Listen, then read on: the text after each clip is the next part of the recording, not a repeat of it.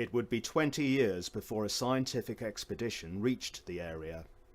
As if to underline the point that Tunguska is a big part of nowhere, Tsarist Russia took no notice of following up on any filtering reports in the 6 years in which it could have done before the outbreak of the First World War.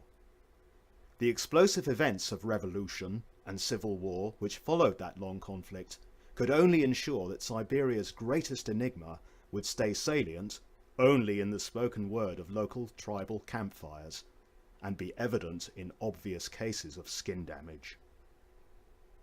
The 3 expeditions led by Leon Kulik in the 1920s and 1930s were to, if nothing else, strip away many layers of mist from the issue. Had it not been for the photographic evidence collected at these times, depicting nearly total devastation of 21,500 square kilometres, with felled trees radiating back from ground zero, a good deal of the event's significance might have been lost. There are many theories, running the scale from the long-standing debate between comet and asteroid, through the far-fetched, that the explosion was caused by a black hole for instance, all the way to the downright nutty, that it had to have been a UFO for example. Whatever the cause, the fact remains that exactly 100 years ago, this part of Siberia was not struck by an object, but by blast damage caused by an object detonating some miles above the surface. Hence why, when trawling through the countless internet resources devoted to the subject, a reader is very likely to encounter references to a natural nuclear bomb or the like. Consider the eyewitness reports. The train driver on the distant Trans-Siberian Railway having to slam on the brakes, or the resultant peculiarities, such as British skies thousands of miles away being illuminated so well in the following evenings that people could read by the lighted dust motes.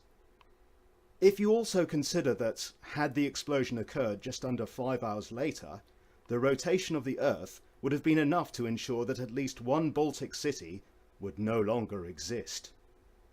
Or what of the smallpox epidemic Kulik found to have been particularly virulent among the natives of the area? And this is just the point. Tunguska is relevant, not least because of the what-ifs it throws our way. Considering that the matter that caused it had to have been travelling at speeds in excess of 21,500 miles per hour, and that the force of the blast has been worked back to have been about 10 to 15 megatons, it begs the question, if then, why not now? Indeed, there have been other events since, even if they weren't as dramatic. Brazil in 1930, Canada in 1965, the USA a year later, Italy in 1993, and again in Russia just in 2002. Science already has neatly pigeonholed events of Tunguska's magnitude into a comfortable statistic. Eugene Schumacher estimates that a strike of this nature will happen only once every 3 centuries.